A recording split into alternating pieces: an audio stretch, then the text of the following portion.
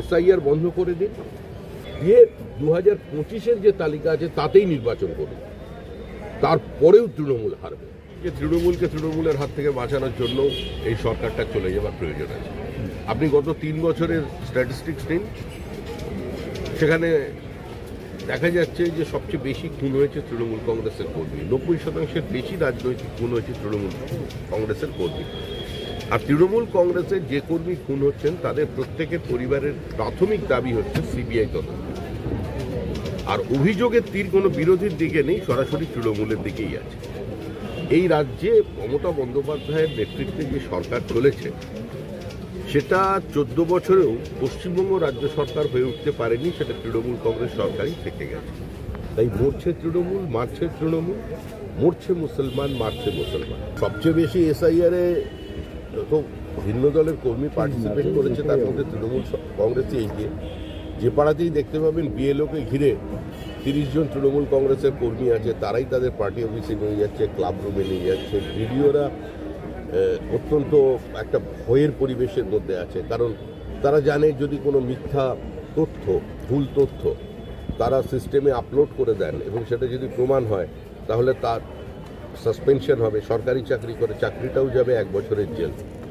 তারা মানসিক চাপ নিতে পারছে না। আমরা নির্বাচন কমিশনকে আগেও জানিয়েছি সেটা দেখার জন্য।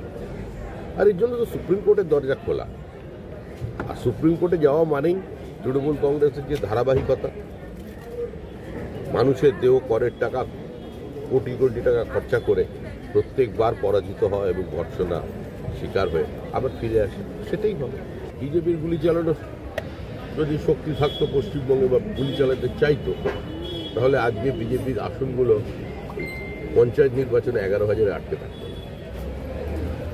সময় এলে বিজেপি যেটা করার সেটা করবে, গণতান্ত্রিক ব্যবস্থার মধ্যে দিয়েই করবে। এবং আপনারা বিশ্বাস রাখুন, এসআইআর বন্ধ করে দিন। আমি চ্যালেঞ্জ করছি এটা, এসআইআর বন্ধ করে দিন। ED, CBI, income tax, GST, যত কেন্দ্রীয় সংস্থা আছে যেগুলোকে তৃণমূল ভয় পায়, সব কটার দরজায় তালা লাগিয়ে দিয়ে 2025-এর যে তালিকা আছে তাতেই নির্বাচন করুন, তারপরেও তৃণমূল হারবে। তৃণমূল হেরে গেছে, তৃণমূল হারছে, তৃণমূল হারতে চলেছে। দুষ্কৃতীরা মনে করছে এই সরকারটা তাদের সরকার, এবং সরকারের নেতারা বিভিন্ন সময় দুষ্কৃতীদের সার্টিফিকেট দিয়ে প্রমাণ করে দিচ্ছে যে সরকার তাদের পাশে আছে। দলের একটাই উদ্দেশ্য হচ্ছে বুথে লিড, এবং ঘোষিত দর্শন হচ্ছে জো জিতা ও সিকান্দার।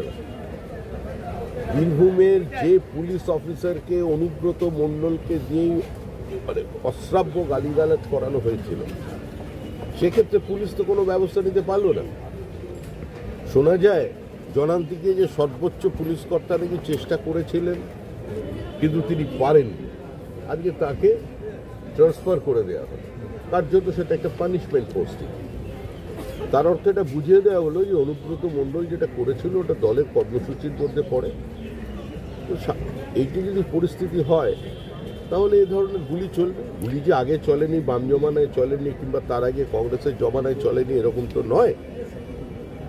একটা সময় সিপিএম স্লোগান দিত 72-এর সন্ত্রাস এই সেই প্রিয়দাস স্লোগান ছিল। পরবর্তীকালে সিপিএমের শেষ 10 বছরের সমস্ত সন্ত্রাস কংগ্রেসে ভুলিয়ে দিয়েছিল, মানুষ ওগুলো ভুলে গিয়েছে। আর এখন তো সিপিআইএমের সেই অধ্যায়টাও মানুষ মনে করতে পারছে না, কারণ যে রূপ তৃণমূল কংগ্রেস দেখিয়েছে তাদের। এই জেপি নাড্ডার গাড়ির ওপরে পাথর বৃষ্টি হয়েছে, এবার কেন্দ্রীয় মন্ত্রীকে ঘিরে স্লোগান দেওয়া হবে।